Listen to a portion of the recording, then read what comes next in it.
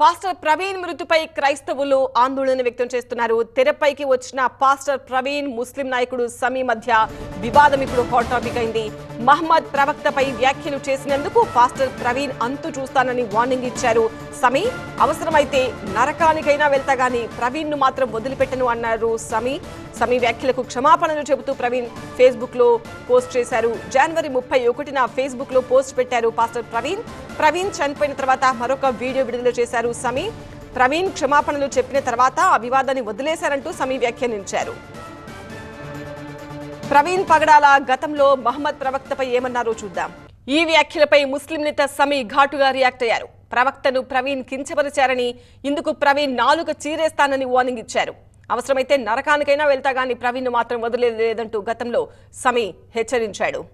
ఈ వార్నింగ్ ను ఉద్దేశిస్తూ అప్పట్లో ఫేస్బుక్ లో ఒక పోస్ట్ పెట్టారు పాస్టర్ ప్రవీణ్ పగడాల. తనను చంపొద్దని, మీ ఫత్వాను నాపై పెట్టకండి అంటూ పోస్ట్ చేశారు. ప్రవీణ్ మరణంపై చర్చ జరుగుతున్న నేపథ్యంలో తమకు దీనితో సంబంధం లేదంటూ వివరణ ఇచ్చుకున్నారు సమీ.